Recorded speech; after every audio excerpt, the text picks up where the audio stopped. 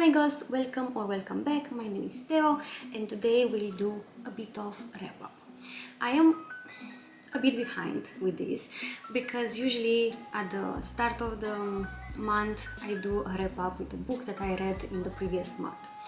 But I didn't do any of this until the wrap up for October. So we have 3 months. We have November, we have December, and we have January because yes, we are at the start of February, so happy February. It's also my birthday month, so I'm very excited about this month. I have some plans and I have some people coming over, and I think it will be a great month. I think it will be nice. I don't know if we will keep this part, if we'll do a wrap up at the start of each month, because for example in this January you'll see I've read only 2 books and I didn't have the I think I'm in reading slump. I think this is it. I don't have any excuse for myself. I can't read, so that's a problem, of course. I mean, it's not a problem. I will restart reading. I know for sure I will get excited again about this, but it's not now. I have 3 books started, but I didn't pick any of them up in 3 weeks, I think. I don't know, something like this. I mean, it's been a long time since I've read something, and I don't know if at the start of the March I will have something for February or not. We'll see. Today we will discuss 10 books, 4 in November, 4 in December, and the 2 we have in January. Let's start with November, and maybe by me telling you these books and remember how it was to read them or to listen to them in case they were audiobooks, maybe I will get back in touch with this part. So, November. First book that I've read in November, that I finished actually in November, it's Halloween Party by Agatha Christie. It's from the Hercule Poirot series. It's actually the number 41 in her series. I try to read every Hercule Poirot book, but I don't take it in order. So when I get in the mood for some Hercule Poirot, I just pick what I have and that's it. And this Halloween Party I actually started on 31 October, so exactly on the Halloween day, because I felt like it's working in that way and it will be more nice like this. It has in the end 4 stars for me, and usually I gave, yes, I think most of the Agatha Christie's that I've read are 5 stars, but this one was in audiobook form. I don't know if it has something to do with it or not, because it was really really nice audiobook. It was on YouTube, so you can find it, it's free. The story was like this. We have the Halloween day, we have some people that are trying to prepare and to make and to create this Halloween party for the teenagers, for the kids. We're like 12, 13, 14, around this, and they somehow discuss about the murder, the old people, and one girl of 13 years old starting to say that I witnessed a murder, but nobody believes her because she had this reputation of being a liar and being a bit too imaginative and too, so people don't trust her. But funny enough, a few hours after this statement that she does, she is found dead in one of that buckets with water and apples, the games from Halloween. And yes, I think somebody actually believed her that she saw a murder first, and now basically we have another one. Hercule Poirot comes to the rescue, and he tries to see if he's looking at one murder, the kid's murder, or if maybe it's a double one, because also what she said she saw, it's true. And of course it is. I mean, this is not a spoiler. I think everybody will guess that the kid tell the truth, and that's why she got murdered after all. But I didn't feel so much invested in this story. Usually I am very intrigued. I am much more implicated emotionally in the story, and this one, even though it was with a kid and it was a bit more sensible and it was on the Halloween and it has that spooky vibe, I didn't felt it. I don't know why. It felt like it's not good enough. It's something, it's missing something. I cannot really get in touch with the person. And I'm starting to think that maybe not all the books can be read into the audiobook form and enjoyed in the same way. I think I need to start a bit to separate and to understand which books can be read like this and which are working and which are okay, and which maybe the audiobook enhance the story and make it even more interesting, or if not, if you need to stick with the physical book because it's better. So this is it with the Halloween Party, 4 stars, but okay, overall okay, just not that captivating for me. Next one, also a thriller because I wanted to be in this kind of mindset for the November, let's say. We have The Maidens by Alex Michaelides, also an audiobook, but I loved it. I loved it. It was 5 stars, even though it wasn't no audiobook. And in this case, I really liked and I really felt like the audiobook enhanced the reading experience. I read The Silent Patient a few years ago and I loved it. It was amazing. Everybody loved the book. And after that, when Alex released another one, The Maidens, the people started to compare the two books. And of course, comparing them, The Silent Patient was high, and The Maidens were no. And because of this, I didn't want to read it. I felt like I need to give it some time. I need to forget some details maybe from The Silent Patient. I need to try to enter this book without any knowledge, without any prejudice around it maybe. And I think I managed to do this because I entered the book. In the first part, I wasn't that interesting. It was a college, it was a murder. The friend of the victim calls her aunt. Her aunt is a therapist, a group therapist, and she comes, she wants to help the niece and to try to resolve this mystery.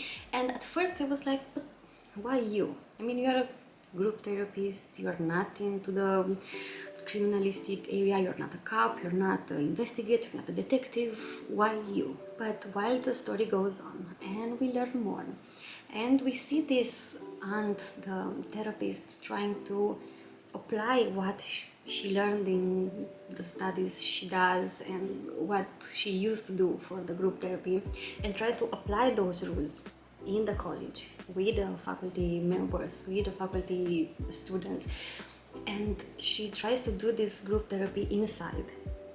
It was really a really nice original perspective, a shift of perspective. It was the first book I think that I read in this thriller area in which not a detective, a cop with the same interrogation style, with the same I don't know, tools available, yeah, because they have access to everything. I mean, she doesn't. She just knows people and she knows how to read them and she knows how to put them in way and in context that can trigger some parts of the other. And it was also in this book at some point some twist that I never thought of it, because along the way I was very interesting, I was very implicated, and I was like, I think this is it. No, because he does this and the other one does that, so this is not going to work. So maybe this is one, maybe that's the murder, then maybe that's the... It was amazing because at the end, when we find out the truth, it's like we are as shocked as the therapist. I mean, we are both like the same persons. And as a bonus point, it has some Greek mythological part in there, and I really liked it. I mean, for me it was a plus. So The Maidens, Alex Michaelides, 5 star. Very good. Then we have this book, which is recently released. It's a series, it's a volume 1. It's called Umbra Libertății by Bianca Roșioru. It's a Romanian author. I actually received the book from the author, and I don't know if it will be translated in English very soon. I hope it will be, because it was a really good book. I give it 4 stars because I really wanted to have some answers at the end. The story it's like a mafia romance. We have 2 rival families, we have cops undercover, we have dirty cops, we have really bad boys, we have a lot of action, we have a lot of lies and a lot of misunderstanding and secrets, and we have this girl that she is like in the middle of everything. One part wants her to be like the prisoner, but a nice prisoner, like like you have a parrot in a cage. That's she, and that's the libertati. It's like the shadow of freedom. So it's a shadow. She's not free. She's not free. It's just the illusion that she's free. And also now that, I mean, she tries to escape, and we have the policeman that is undercover detective and so on. They're very smart, and they somehow try to help her, but also because they have their secret goals and objectives. I mean, nothing is what it seems like.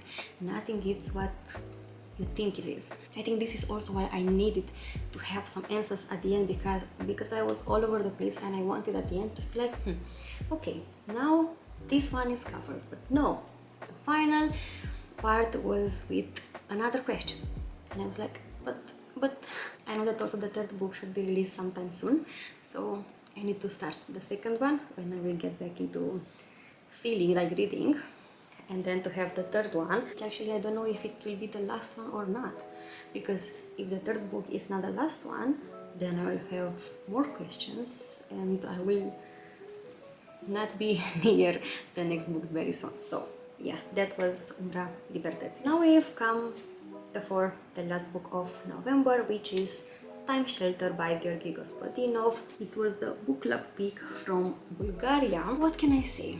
So, Time Shelter, it's in English. I will put a cover for it. I love the book, one part of the book. It has kind of 2-3 parts of the book, but let's say 2 big. One part of the book is basically creating a clinic that will help the people with Alzheimer feel more secure, feel more protective, maybe help them restore some memories. And what this clinic does, for me, it was amazing, and I really liked the part, and I really wanted to learn more about it, and I don't know, just to discover a bit more of how this clinic might actually work. So basically, they have rooms for each period of time, like a room for the 50, a room for the 60, a room for the 70, and so on. And they recreated their room exactly in the small details of what should have been a room in the 50. The same rug, the same, I don't know, drapes, the same bed, the same furniture, the same, I don't know, small stuff that you put on them, decoration, everything.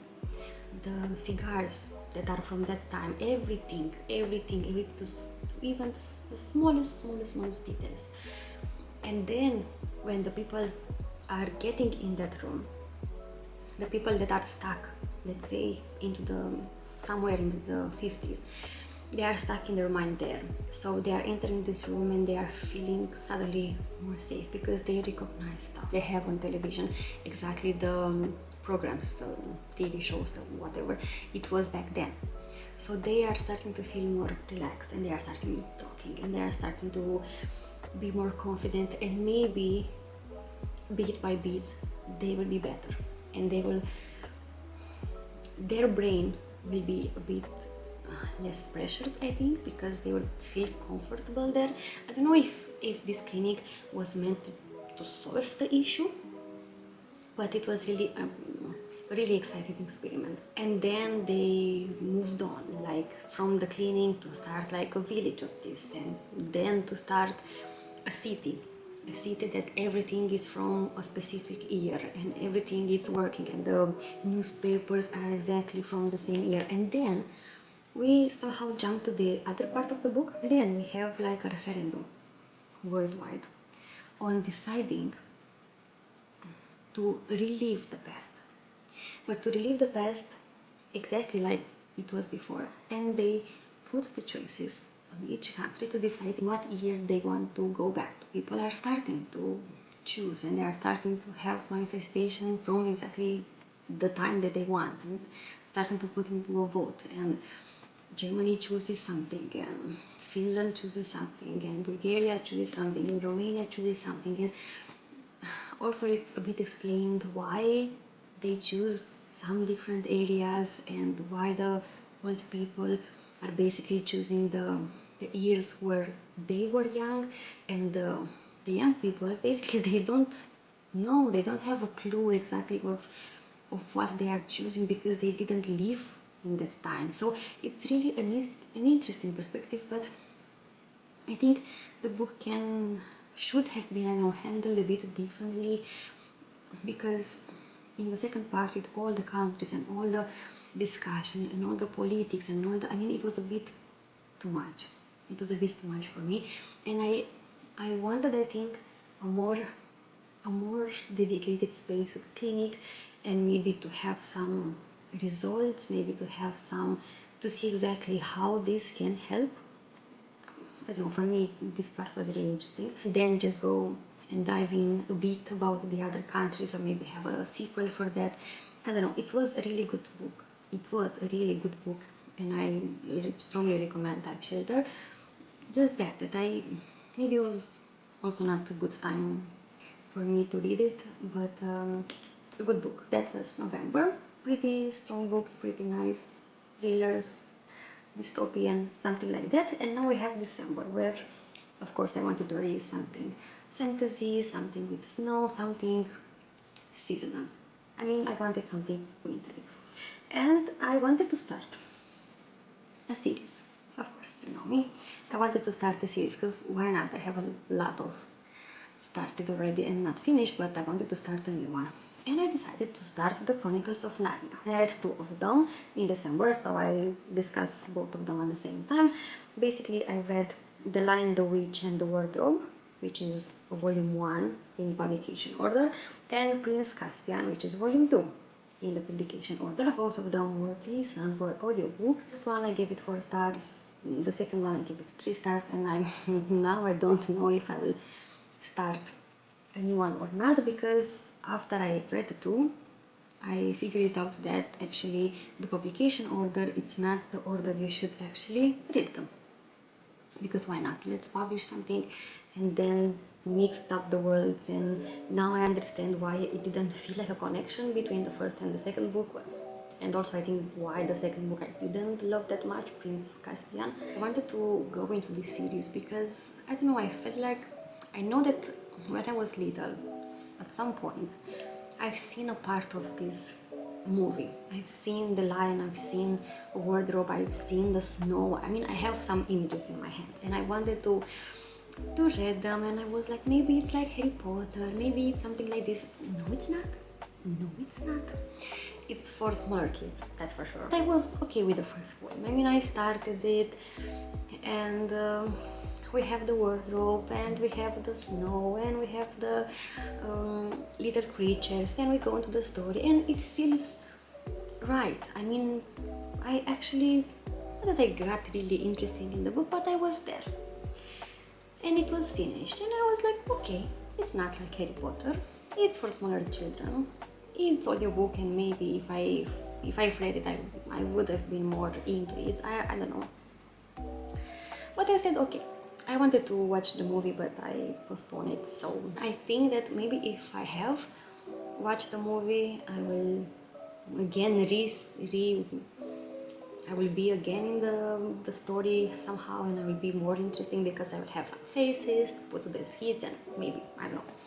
And then I go into the second book, which felt like doesn't have anything related to the first one. Everything is changed. It's something different. I mean, and the second part with the Prince Caspian, it was okay, but I really didn't enjoy it. I'd say they just didn't meet my vibe at the point, but maybe in the future will be. But then I started reading this one, which in English it's Christmas Days, 12 Stories and 12 Feasts for 12 Days by Janet Winterson, which received for me 5 stars. This is how it looks in Romanian version.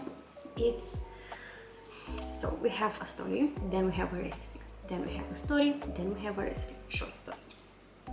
And I loved it because I started to split the book And each day I read a story, a recipe, close the book. Next day, a story, a recipe, close the book.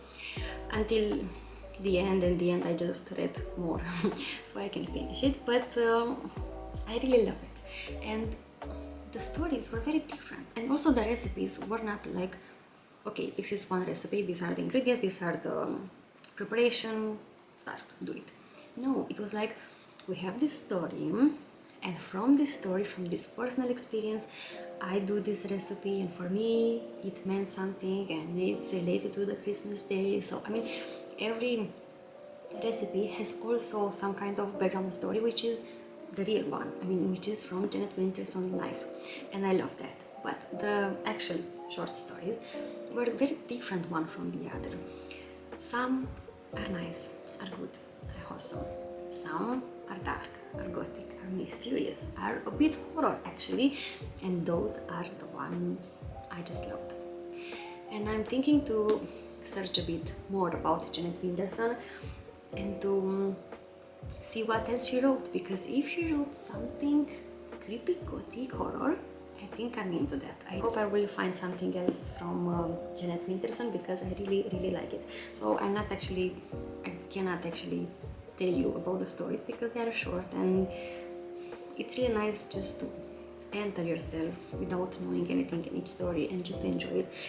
And as advice, if you want it, I think it really helps to do it like this, to do one story, one recipe, one story, one recipe a day, and not more, because you really get some time to think about the story, and you really get some time. I didn't find the actual recipes very interesting, or I didn't want to recreate them for myself, but the stories accompanying the recipes I liked, and it was like the whole volume is like a big story splitting into more different feelings, let's say, and I really recommend it. So this year in December, if you want something, try the Christmas days. Now, the last book of December was this one. I think the cover is the same in English, it's just called Letters from Father Christmas, yes, by J.R.R. Tolkien.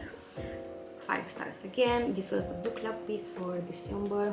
We just wanted to go with something on theme, on December theme, so it was like a special edition. We have here the letters, the original letters, and we have also some very nice pictures, drawings maybe. This is something like that. So this, maybe you know, but I will just explain again. This book is basically a collection of the letters that J.R.R. Tolkien, as Father Christmas, wrote to his kids each year. Each year for some time, for a long time, because, and it was really nice. First of all, that he took this task, which is a big task, to write them every year, to one letter or two maybe, depending, and then to create some story for them, and then to make some drawings for the kids. And from year to year the story develops, and we have more and more characters, and we have this Father Christmas, and we have this bear, and we have these dwarfs, and we have the gnomes, and we have a lot of characters, funny, colorful, perfect for children. I mean, I read it also like 1-2 letters today, 1-2 letters tomorrow, because I wanted to have it for the entire of December. I didn't read it like I was the kid who received this letter from Father Christmas. I was read it like, I don't know, look what this parent does for his children, and look how he tried to create this world for them. And we have at some point the war happening in the real life. We are affected by it for sure, and then Father Christmas tries to incorporate this war also on his side, and to say that maybe this year I won't be able to give you so much because we are also affected by this war. A lot of other kids will not receive any gifts this year, and so on. I mean, it's really nice. It's really nice, and it's not like a story, a standalone story. It's not like, it's just heartwarming, and it's just cozy, and it's perfect for December. So Letters from Father Christmas, I really enjoyed, and 5 stars. We are going into 2025 January with the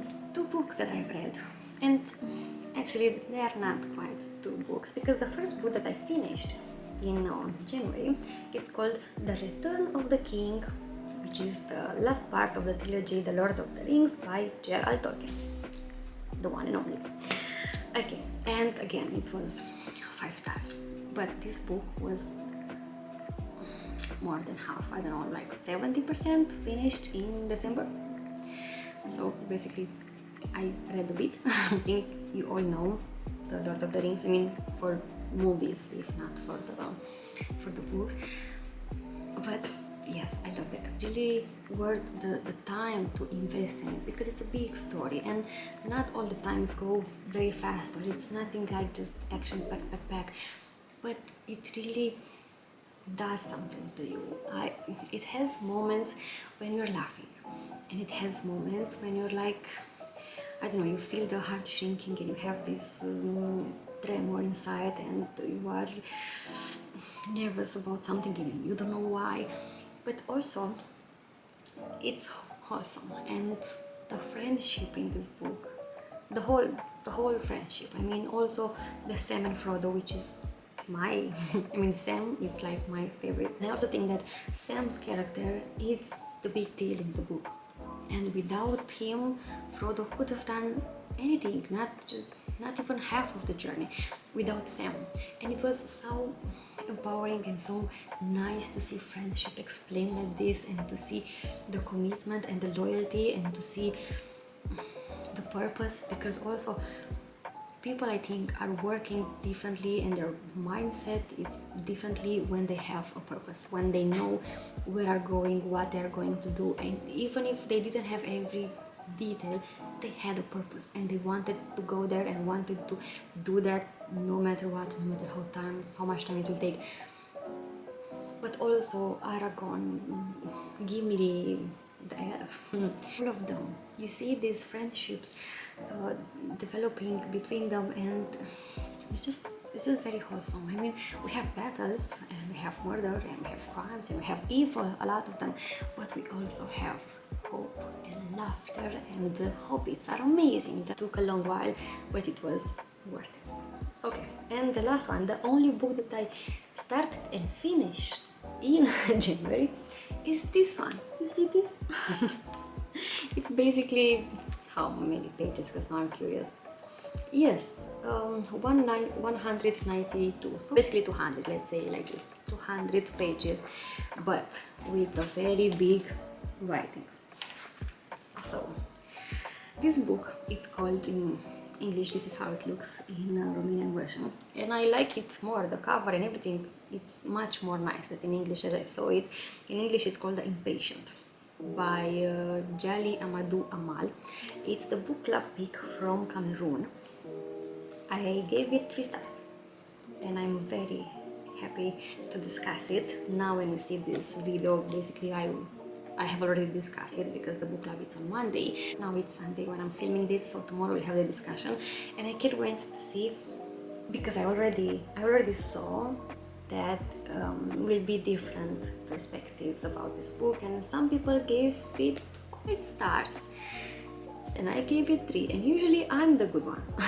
Usually I'm the one who puts more stars, and now I am struggling, because I feel like this book, I think it's more like a personal rage, if you want to say like this, because I feel like this book has a lot of potential, because we have 3 women, we have 3 victims basically that are subjected to all kinds of humiliations from other women, because that's the truth, and also by the people that he should trust, I mean the father, the husband, and the other women also hurt them because they want to be in the good position with the husband. I mean, we have a lot of potential to describe what these women feel and how is this unjust, and we have some seed in here that should break your heart, and and it does, but the way it's writing, the facts are just put there, you don't feel connected with any of them. And I feel like it's a missed opportunity, because we get a chance to know, to understand exactly how these women are supposed to be feeling, and how are they actually feeling, and how they feel threatened by any other wife that comes into their home, and they basically feel like they need to punish her, and they feel like they need to make the other wife's life unbearable, just for her to be the one that the husband love and likes and adores, and I don't know, all of that, because also it's a survival thing. And I mean, you cannot be angry at the other woman, because everyone feels the same, and everyone has the same difficult story. I don't know, it felt like it has a lot to say, and it says a lot, but also doesn't say much, because the way the words are put in, the way it's described, you don't feel attached with neither of the characters in here. And I'm really interested to see how it will be the discussion tomorrow, and how we will explain this story, because I'm really frustrated. I wanted to read it, and I wanted to feel connected to these characters, and I wanted to feel what they are feeling, and I was just... Now, I want to hear you in the comments. I want to see what's your favorite book from January. How many did you read? How are you feeling this start of 2025? Because we did have a lot of January books. Have you read? And maybe if you have a new favorite for this year, what's that? Okay, till next time, happy readings. Bye bye.